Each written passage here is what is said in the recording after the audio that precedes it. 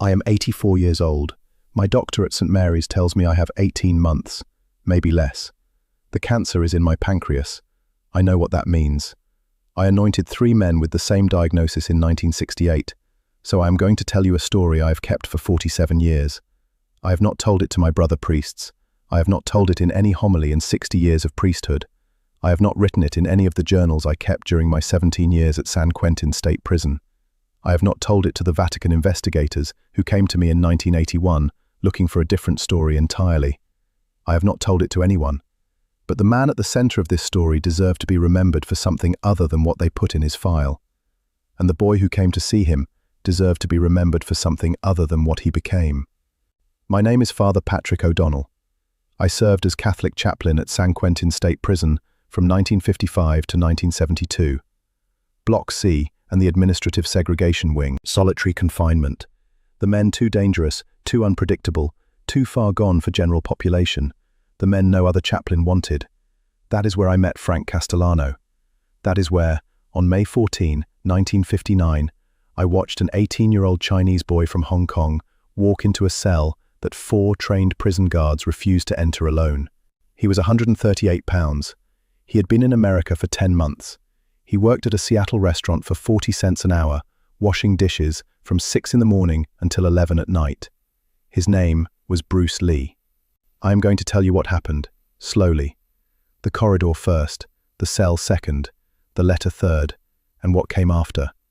I have to tell it slowly because if I rush it, you will not believe me. And if you do not believe me, then everything Frank Castellano became after that day means nothing. And everything Bruce Lee was before he became famous means nothing. So I will start with Frank. Frank Castellano arrived at San Quentin on March 11, 1953. He was 28 years old, 6 feet 9 inches tall, 340 pounds. Sicilian-American, born in Brooklyn on August 14, 1925. His father, Antonio, was a stonemason from Palermo who came through Ellis Island in 1908. He could neither read nor write English. He could lay a stone wall that would stand for 200 years. He worked for the Brooklyn Public Works Department for 32 years and never missed a single day. His mother, Maria, was a fabric cutter at a textile factory on Mulberry Street. She was 4 feet 11 inches tall. When Frank was 5 years old, he was already taller than her. By 12, he was past 6 feet. By 18, he had reached 6 foot 8 and stopped growing. The doctors said it was a pituitary condition. The neighborhood priest said it was God making space for a great soul. Frank's mother said it was both. Frank was an only child. His father died of a stroke in 1942 when Frank was 17. The stroke happened on a Brooklyn sidewalk on a Tuesday afternoon. Antonio Castellano fell forward into the gutter. The men he had worked with for 30 years carried him home to Maria. From that day forward, Frank was the only person his mother had in the world, and his mother was the only person Frank had ever loved. He worked the Brooklyn docks from 1942 to 1948, 6 years, longshoreman on Pier 47. He was the largest man on the pier. The other dock workers called him Il Silenzioso, the silent one, not because he could not speak, because he chose not to. He ate his lunch alone every day, a salami sandwich, an apple, a glass jar of water. He sat on a coil of rope at the end of the pier and watched the Hudson move. He did not read newspapers. He did not listen to baseball games. He did not go to bars after work. He sent half his paycheck home to his mother every Friday. He was, by every account I have been able to verify in 47 years, a gentle man. He did not raise his voice. He did not pick fights. He stepped around children playing on the sidewalk so they would not see his shadow and be frightened. He bowed his head when he passed nuns on the street. In the spring of 1948, 3 dock supervisors at Pier 47 began stealing pension contributions from the immigrant workers, Sicilians, Calabrians, Greeks, men who could barely read English, men whose pensions were the only thing standing between them and a poorhouse death at 70. One of those men was Vito Marchetti, 64 years old, Sicilian. He had emigrated from Catania in 1923. He had a heart condition.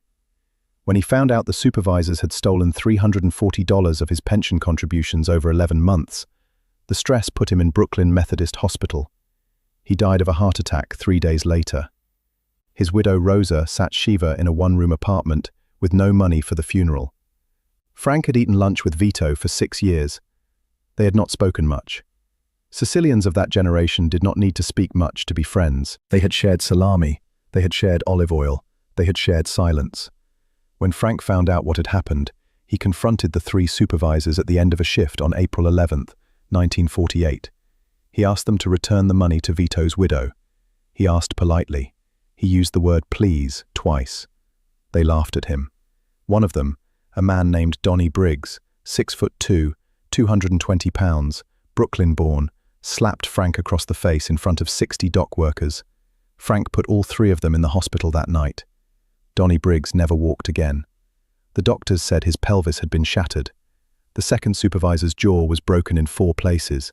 The third had 2 collapsed lungs. Frank did not run. He sat on the curb outside the dock office and waited for the police. When they arrived, he held out his wrists for the handcuffs without being asked. He cried quietly into his beard. He had never been arrested before. He had never been in a fight before.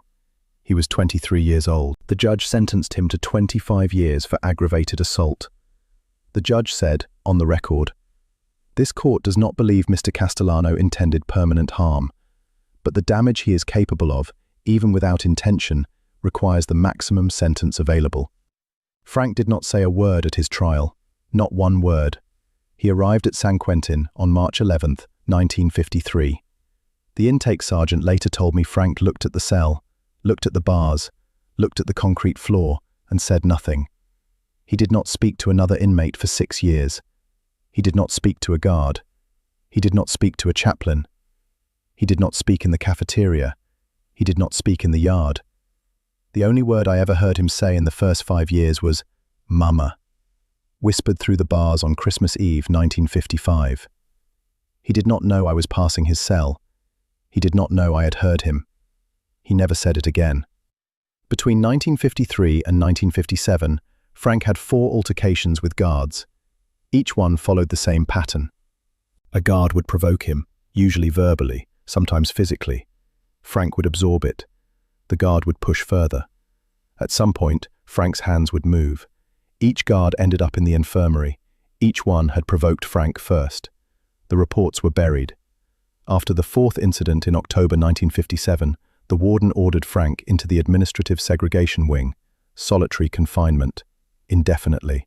23 hours a day in a cell, 1 hour a day in a small concrete yard, alone, with 2 armed guards watching from a tower. By May 1959, Frank had been in that cell for 20 months without relief.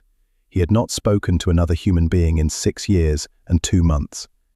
In April 1959, I received a letter from a priest in Brooklyn named Father Marco Ricci. Father Ricci had been Frank's parish priest at Our Lady of Mount Carmel Church on Carmine Street for 40 years. He had baptized Frank in August 1925. He had given Frank his first communion in May 1933. He had buried Antonio Castellano in February 1942. He had known the family longer than the family had known itself. His letter was 3 pages long, written in a careful hand on cream-colored stationery from the rectory. Maria Castellano was dying, pancreatic cancer. The doctors at Brooklyn Methodist had given her 6 weeks. Maria had one wish before she died, to see her son one last time. She had not seen Frank since the day they took him to San Quentin in 1953. 11 years. Maria had written 47 letters to Frank during his sentence, 1 every 2 months for 11 years. The prison had returned every one of them. Frank had not opened a single envelope. He had not even broken the seal. Father Ricci had run out of options. He had heard from a Cantonese-speaking parishioner in Brooklyn named Mr. Chung that there was a famous opera star in Hong Kong named Li Hoi Chuen. Mr. Chung said Li Hoi Chuen had spent 6 months in San Francisco in 1957 performing for the Chinese-American community and had developed a reputation in Chinatown as a man who can speak to anyone. Li Hoi Chuen had a son in America. The son was 18 years old. He had been sent to America in April 1959 by his father after a series of street fights in Hong Kong. He worked at a restaurant in Seattle owned by a woman named Ruby Chow. His name was Bruce. Bruce spoke fluent English. Bruce spoke Cantonese. And Bruce, Mr. Chung said, spoke basic Italian. He had learned it from his Hong Kong landlord, a man named Signor Bianchi from Genoa, who had taught Bruce to read Dante's Inferno by candlelight in the back room of a Kowloon apartment in 1956. Father Ritchie asked me, in his letter, if I could write to Li Hoi Chuen, if I could ask him whether his son would visit Frank. I read the letter twice. I prayed about it for 2 days. I almost did not send a reply. The whole idea sounded like a Brooklyn priest's desperation. A famous opera star, an 18-year-old who spoke Italian by candlelight, a chain of 7 people across 2 continents to reach a man who would not open his own mother's letters. But Maria was dying. I wrote that night. April 17th, 1959. I posted the letter the next morning. The reply came 11 days later. April 28th. The handwriting was formal English, careful and slow, written on rice paper with a fountain pen. Father O'Donnell. My son will come. He will leave Seattle on May 12 by Greyhound bus. He will arrive at San Quentin on May 14 at 10 a.m. He is 18 years old. He has no money for an airplane ticket. The bus fare I have wired to him through Ruby Chow. His name is Bruce. He will not disappoint you. Li Hoi Chuen. I did not know what to expect. I had asked for an experienced priest, a translator, perhaps a counselor. I was getting a teenage restaurant worker on a Greyhound bus. I prayed for both of them that night, for 30 minutes, on my knees in the prison chapel, alone.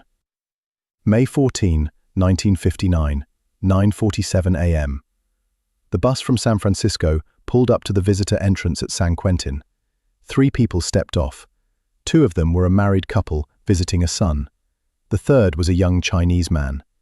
He wore a brown leather jacket, black slacks, black shoes that had been polished but were beginning to crack at the toe. Frank. He carried a small black notebook in his right hand and nothing else. No suitcase, no bag. He had ridden the Greyhound for 22 hours from Seattle. He looked like he had not slept. He was 5 feet 7 inches tall, 138 pounds. His hair was combed back with a small amount of pomade. He looked like a teenager. From across the parking lot, he looked like any teenager from any Seattle restaurant in 1959. But he did not move like a teenager. He moved like a much older man. Relaxed. Balanced. His eyes moved before his head moved. He was watching the walls before he was looking at them. He was reading the entrance gate before he was facing it. He was, I realized later, taking inventory, counting guards, measuring distances. The way a man who had been in many fights instinctively reads a room. I met him at the visitor processing window. I introduced myself. He bowed slightly and said, in formal English, "Father O'Donnell, my father sends his respects. Frank. My name is Bruce." I asked him if he had eaten breakfast. He said no. I asked him if he wanted to wait until after lunch to begin. He said no. I walked him through visitor processing. The guards searched him. They patted down his jacket, opened his notebook, flipped through the pages. The notebook was filled with Cantonese characters and English notes. Some pages had drawings, diagrams of human anatomy with red marks at specific points. The guards did not understand any of it. One of them asked, "What is this, kid?" Bruce answered, "Reminders, sir." The guards returned the notebook to him. I led him through the first security door, then the second, then the third. Block C corridor stretched in front of us. Half a city block long, concrete floor, steel doors every 8 feet. The fluorescent lights buzzed overhead. Every 4th one was burned out. Frank's cell was at the far end, cell 247. As we walked, I briefed Bruce on Frank's record. 4 guards in the infirmary, 6 years of silence, refused all visitors, refused his own mother's 47 letters. Bruce listened. He did not interrupt. When I finished, he asked one question. "Has anyone ever sat with him in his cell for more than 5 minutes, Father?" I said no. The guards rotated meal delivery in 90 seconds. The medical staff entered for blood draws twice a year, supervised by 3 guards. The chaplain, me, passed his cell daily, but had never been inside it. Frank had refused chaplain visits since 1953. The cell door had only opened for guards in 6 years. Bruce nodded. We were halfway down the corridor when 3 men stepped out from a side hallway. The leader was a 280-pound Aryan Brotherhood enforcer named Wade Calloway. He was doing 30 years for assault. He was 6'4".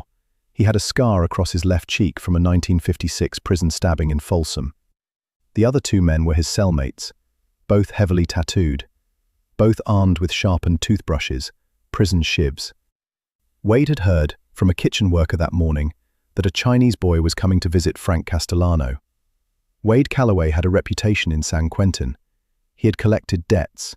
He had silenced witnesses. He had paid the regular Block C corridor guard 12 cartons of cigarettes to take a coffee break for 20 minutes. Wade stepped into the center of the corridor, blocking the path. He spoke first. "This wing is closed today, Chinese boy. Turn around. Walk back the way you came." I stepped forward. I was 56 years old. I weighed 165 pounds. I had been a chaplain for 26 years. I was not a fighter. I had never thrown a punch in my life. I said, with as much authority as I could find, "Mr. Calloway, this visitor is here on official chaplain business.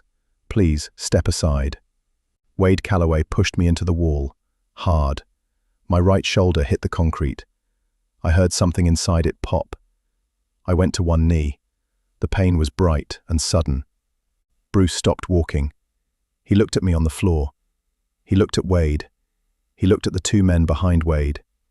He set his black notebook on the concrete floor beside his right foot. He did not raise his hands. He did not take a stance. He simply stood there.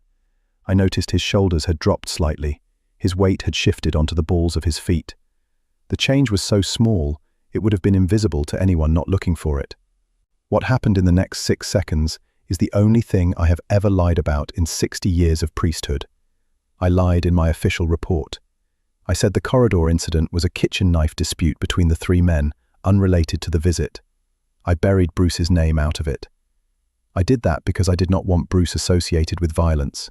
He had not asked for it. He had walked into the corridor as a visitor and been attacked. I did not want any part of that to follow him. I am confessing the lie now, before I die. This is what actually happened. Second one, Wade Calloway swung a right hook at Bruce's head. The hook was 280 pounds of momentum. It would have ended any fight in San Quentin. Second two, Bruce was no longer where the punch was traveling. His left foot had pivoted 4 inches. His head had tilted 3 inches. The punch passed through air. The breeze of the missed punch ruffled the hair on the right side of Bruce's head. Bruce did not blink. Second three, Bruce's right elbow rose. It traveled in a straight line into Wade Calloway's solar plexus. The contact made a small, dull sound, like a fist hitting a leather couch. Wade Calloway's lungs emptied. He folded onto one knee. He could not breathe. His face went red, then purple. His eyes bulged. He clutched his stomach with both hands. Second four. The second inmate had circled behind Bruce. He grabbed Bruce from behind in a bear hug. He was 220 pounds. His arms locked around Bruce's chest with the force of a man who had broken bones with his arms before. Second five. Bruce dropped his weight. The man's grip slipped 4 inches. Bruce's right heel struck the man's left shin at the bone. There was a wet crack. The man went to the concrete. He did not get up. Second six. The third inmate had a sharpened toothbrush in his right hand. He had not moved since the first second. He had watched the entire fight in frozen horror. He looked at Bruce. He looked at Wade Calloway on the floor, still trying to breathe. He looked at the second man on the floor with a broken leg. He raised both hands. The toothbrush dropped. It bounced once on the concrete and rolled toward the wall. Bruce nodded at him. Bruce picked up his notebook from the concrete. He walked to where I was kneeling against the wall. He helped me to my feet with one hand under my left elbow. The motion was practiced, the way a man helps a fallen elder, not the way a teenager helps a stranger. "Father, are you hurt?" My right shoulder was bruised and probably partially dislocated. I could move my arm, but the pain was sharp. I shook my head. "Then please continue. We are losing time." We left the 3 men in the corridor. The second inmate was crawling, dragging his broken leg behind him. Wade Calloway was still trying to breathe. A wheezing, whistling sound. The third man was pressed against the wall, not moving, his hands still raised. We walked the remaining 30 feet to cell 247. I unlocked the cell door. The hinges made the small, wet groan they always made when they had not been opened in months. Frank Castellano was sitting on his bunk. His back was to the door. He had not moved when the door unlocked. He had not turned when our footsteps approached. He had heard the corridor fight. He had heard everything. The second inmate's bear hug had landed 2 cells from Frank's. The shin strike had echoed in the concrete. Frank had heard it the way a man in a quiet room hears a glass break in another room. He did not turn around. His hair was past his shoulders. His beard was past his chest. His shirt was the standard prison grey. His feet were bare on the concrete floor. His feet were enormous, size 19, the prison record said. The shoes had been ordered from a medical supply company in Sacramento. Bruce stepped into the cell. I followed. The door remained open behind us per protocol. Bruce walked to a point 4 feet in front of Frank's bunk. He sat down on the concrete floor, cross-legged. He set his notebook beside his right knee. He did not speak. I stood by the door. I did not speak either. The cell smelled of unwashed wool and old paper, and the chemical they used to clean the toilet.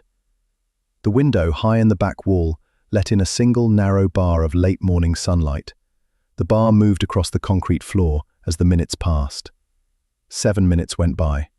Frank did not turn. Bruce breathed slowly. 4 seconds in, 6 seconds out. The same breath I would later see him take, 14 years later, in news interviews and television demonstrations on programs my brother priests would watch in the rectory at night. At the 7-minute mark, Bruce spoke. He spoke one Italian sentence, slowly, carefully, the way a young man who had learned a language by candlelight from a Hong Kong landlord might speak it. Tua madre ti aspetta, Frank. Your mother waits for you, Frank. Frank turned. His eyes were yellow at the edges. They had not seen full sunlight in 20 months. His skin was pale, almost grey. His hands were enormous, palms wider than Bruce's chest. He looked at Bruce on the floor. He looked at me at the door. He looked back at Bruce. His voice came out cracked, hoarse, like a hinge that had not moved in 6 years. Who sent you? These were the first words Frank Castellano had spoken aloud in 6 years and 2 months. Bruce answered without standing up. Your mother, through her priest in Brooklyn, through my father in Hong Kong, through Father O'Donnell, through me. 5 people brought me here, Frank. But your mother is the only one who matters. Frank stood, all 6 feet 9 inches of him. He took 2 steps forward. His shadow filled the cell. The narrow bar of sunlight on the floor disappeared completely under his bulk. He looked down at Bruce on the floor. He reached down, with both hands. He grabbed Bruce by the shoulders and lifted him, 4 feet off the concrete, straight up. Bruce's feet dangled. His back was to the wall behind him. Frank held him at eye level with no apparent effort, the way a man holds a small child to look at the moon. I reached for my radio. Bruce's eyes met mine. He shook his head, once, almost imperceptibly.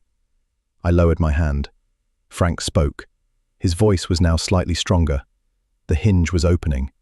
Why should I trust a boy? Bruce, hanging in the air, answered in the same calm voice he had used on the floor. Because a man who has not spoken in 6 years still understands when someone speaks his mother's name. Set me down, Frank. I have a letter from her.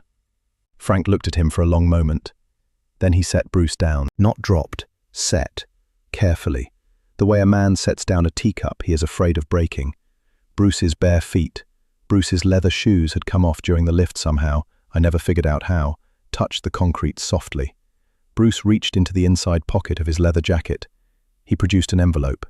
The envelope was creased from the journey, Brooklyn to Hong Kong to Seattle to San Francisco. The handwriting on the front was Maria Castellano's. The address was Frank Castellano, cell 247, San Quentin State Prison, California.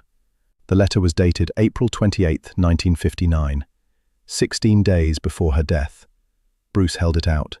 Frank took it. His hands shook. He sat down on the bunk. The bunk creaked under his weight. He opened the envelope carefully, as if it might tear. He read, I had been a priest for 26 years. I had heard thousands of confessions. I had anointed hundreds of dying men.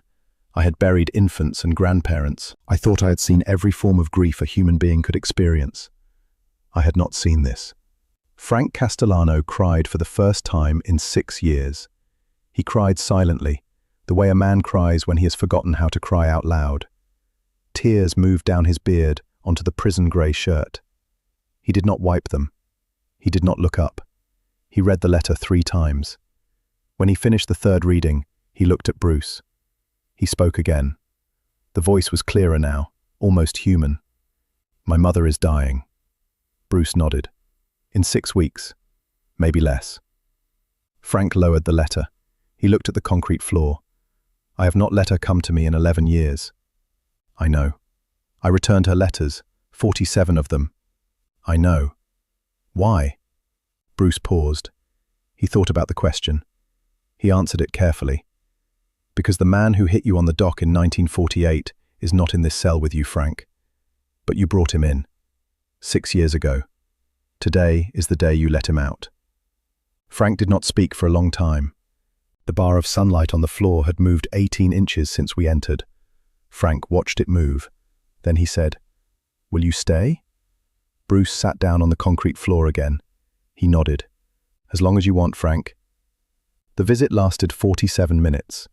In those 47 minutes, Bruce spoke perhaps 30 sentences. Frank spoke perhaps 15. The rest was silence. But it was a different silence than the silence Frank had built around himself for 6 years. It was the silence of 2 people sitting together. The silence of a man being heard for the first time since his mother had said goodbye to him on a sidewalk in 1953. Bruce showed Frank a small photograph from his notebook. His own mother, Grace Ho. Bruce's father had told him before he left Hong Kong, "Bring her photograph, Frank will understand." Frank touched the photograph with one fingertip. He nodded. He handed it back.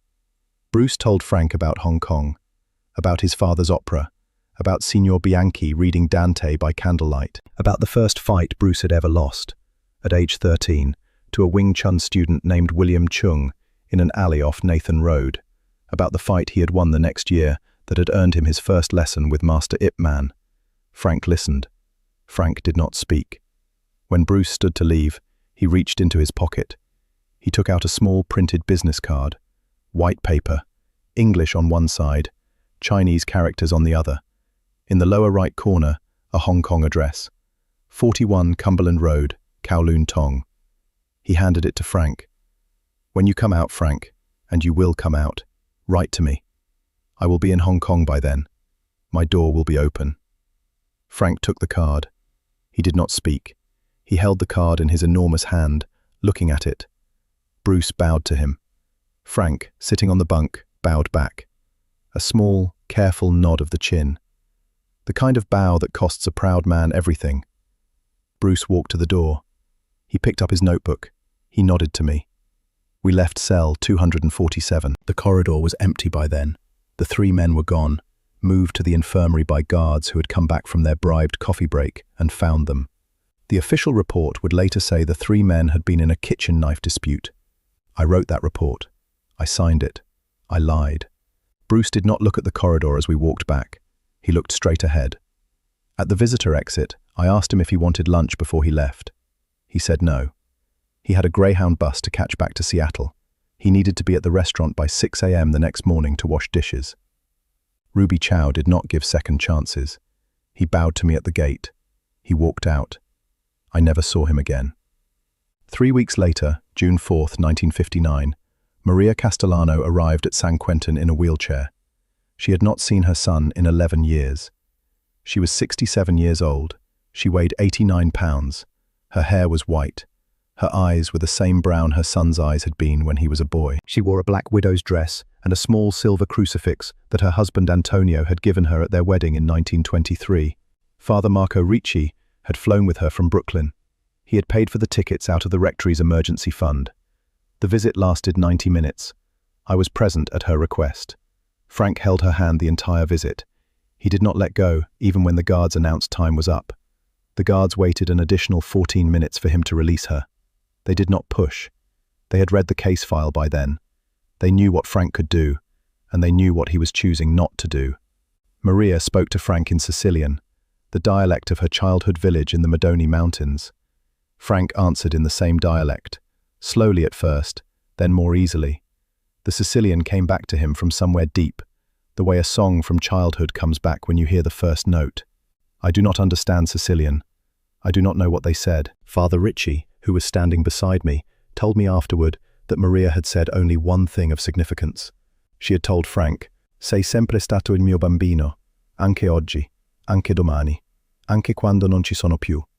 You have always been my child, today, tomorrow, even when I am gone." Frank had nodded. He had kissed her hand. Maria died in Brooklyn 9 days later, June 13, 1959. She died holding a letter Frank had written her after the visit. He had written it in Sicilian, the language of his childhood, which he had not used since his father's death in 1942. Father Marco Ricci read the letter to her 3 times before she passed. I do not know what was in that letter. I never asked. Frank Castellano served the remaining 19 years of his sentence at San Quentin. He never had another infirmary incident. He spoke to other inmates again, slowly, over years. He requested a transfer out of solitary in 1961. The warden denied it. He requested again in 1962. Denied. He requested a 3rd time in 1963. The warden, a different man by then, a man named James Park, granted it. Frank was the first inmate ever to be transferred out of San Quentin's permanent administrative segregation wing. He worked in the prison library from 1964 to 1978. 14 years. He read 1,200 books. He kept a list. The list was donated to the San Quentin Library Archive after his death.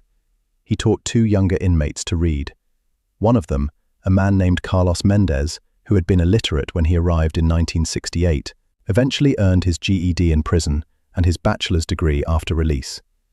Carlos Mendez became a paralegal in Oakland. He attended Frank's funeral in 1981. Frank died in San Quentin's medical wing on March 22, 1981. Pancreatic cancer. The same disease that had taken his mother. He was 56 years old. When I cleaned out his cell after his death, the only object on his cell wall was a small printed business card. 41 Cumberland Road, Kowloon, Tong. He had carried it for 22 years. He had moved it from solitary to general population to the medical wing. He had pinned it above his bunk with a small piece of bread he had chewed and pressed into the concrete because he had no glue. He had repinned it 14 times when the bread crumbled. I removed the card from the wall. I held it in my hand for a long time. I sat on Frank's bunk for an hour. That night, I wrote a letter to Linda Lee Cadwell at the Bruce Lee estate in Los Angeles. I included the business card in the envelope. I told her, in 3 pages, who Frank Castellano had been and what her husband had done in cell 247 on May 14, 1959. Her reply came 2 weeks later.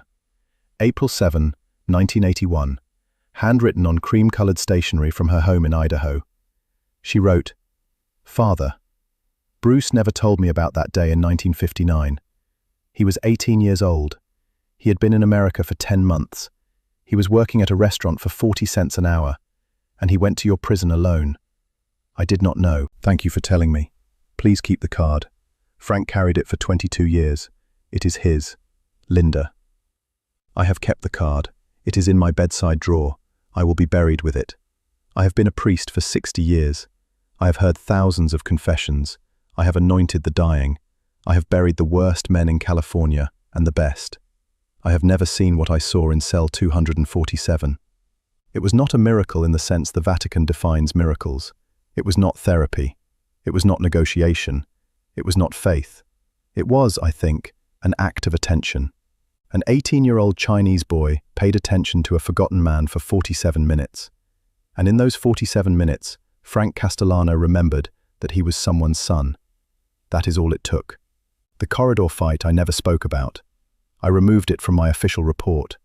I did not want Bruce associated with violence. I buried Wade Calloway and the others under a different incident report, a fabricated story about a kitchen knife dispute. Wade Calloway was paroled in 1971 and died in a bar fight in Bakersfield in 1974. The second man, whose leg never healed properly, was paroled in 1969 and lived until 2003 in a Sacramento halfway house. The third man, who had raised his hands and surrendered, was paroled in 1965. He sent me a letter in 1967 thanking me for not pressing charges. He had become a Pentecostal preacher in Stockton. He died in 1992. I carried that small lie for 47 years. I confess it now, in this telling, before I die. Bruce Lee, as the world knows, became famous. I saw the films in the late 1960s and the 1970s. I recognized the calm, the watching, the waiting, the same quiet that had walked into cell 247 on May 14, 1959. When Bruce died on July 20, 1973, at 32 years old in Hong Kong, I was the celebrant at the morning mass at St. Mary's. I prayed for him by name. The Italian widows in the back row asked me afterward who he was. I told them, "A boy who once visited a man in prison." I have prayed for Frank Castellano every day for 47 years. I have prayed for Maria. I have prayed for Antonio. I have prayed for Bruce. I will pray for them all tomorrow morning, if God grants me the morning. The boy walked into the cell. The man walked out.